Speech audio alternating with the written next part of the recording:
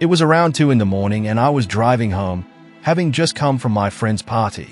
I live in Big O, in the north of Guam. Since I was very sleepy, I turned on the car recorder so that I might not fall asleep. Then I increased the speed of the car a little so that my speed exceeded the legal limit. I was in the middle of the road when I suddenly saw a little girl on the side of the road. I felt the weight of his gaze completely on me. As I slowed down, wondering what a little girl that age was doing on the side of the road at that time of night, I was about to reverse gear when I suddenly felt someone close to me. When I looked back in the mirror, I almost passed out of fear, because I saw the same little girl who stuck her face to the back window of the car. At first, I thought I was hallucinating, so after struggling a lot, I looked back in the mirror again. But when I didn't see anything, I was somewhat relieved. When I looked at the side of the road, I didn't see any trace of the girl there either. I put the car mirror up so that I don't face those horrible scenes again. Although I still had the same strange feeling, I felt like I wasn't alone. Distraught and somewhat terrified, I quickly walked home and prayed to God that the police would not arrest me for driving at an illegal speed. It didn't take long for me to forget that strange feeling, and I felt somewhat relieved that I was so close to the house. But just when I was in front of the entrance of our house, the same strange feeling came to me, which was even stranger than before. When I looked towards the sidewalk, I saw the little girl there. He was sitting by the sidewalk and smiling at me. I was shocked. I suddenly lost control of the car and hit the tree in front of the house. I threw myself out of the car window while screaming incoherently. As a result of my shouting, my parents and neighbors woke up and ran to me to see what was going on. At first, my parents consoled me, but when I told them the whole story, my father blamed me for causing disgrace, waking up the neighbors, and burning the car. But I was sure that I had seen a ghost and was not hallucinating. A few days later, I went to the same place where I had seen the girl. There, under the grass, I found a small cross. The girl was killed along with her family in a car accident years ago. Of course, I'm not sure, but I imagined that he was going to get into my car that night. I will never forget that night, and from then on, whenever I return home late at night, I take someone with me. A mother bought a doll from a thrift store for her daughter, who was a nursing student, as a birthday present. The girl, whose name was Donna, loved the doll very much and kept it in her and her friend Angie's shared apartment. But soon the strange nature of the doll was revealed to them and strange things happened to them. At first, Annabelle's doll would do little things like waving her arms and falling out of her chair, which Donna and Angie could justify. But little by little these movements increased until the doll did things that were far from justified, and it didn't take long for things to get out of control. Lou, Dina and Angie's closest friend, was skeptical of the doll and felt it was possessed by a spirit, but Angie and Dina would not listen to her, saying it was just a doll. Until the story becomes more terrifying than Donna's imagination. Dina and Angie would sometimes encounter moving household items and sometimes find letters written by children. The note had different messages: help Lou and help us.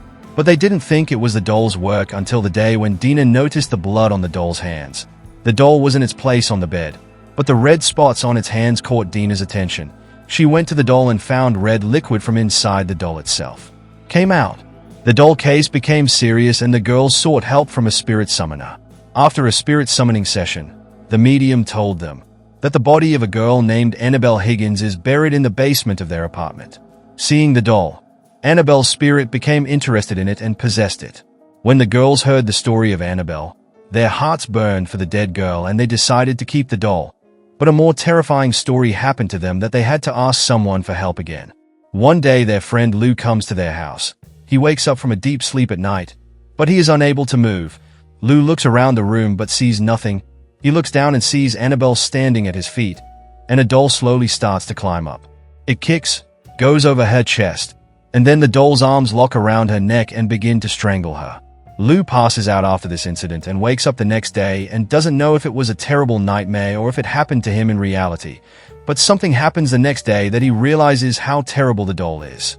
When Lou was in Angie's room, she heard noises coming from Donna's room, even though she wasn't home at all.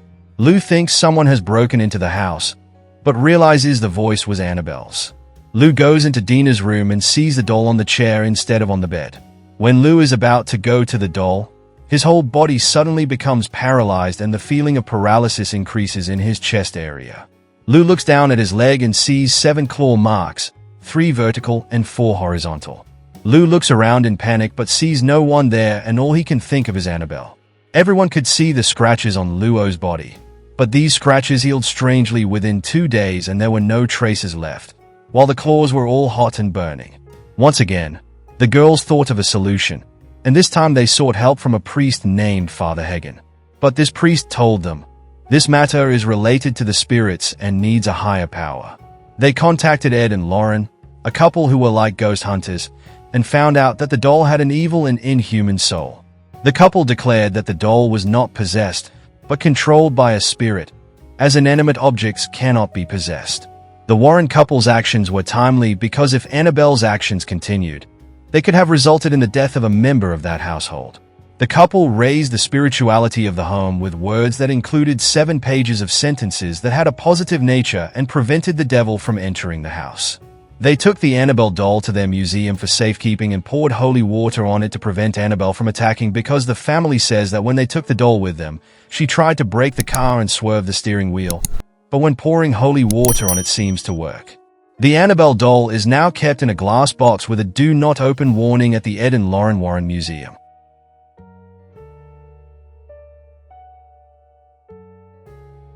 A few years ago, a terrible incident involving a ghost happened to 2 young men. The two, whose names were Adrian and Leo, were returning home around midnight. At that hour of the night, there were no vehicles on the road. Adrian was driving and Leo was sitting next to him. Adrian was driving at the speed limit and taking sharp turns slowly. Since both were extremely tired, no words were exchanged between them.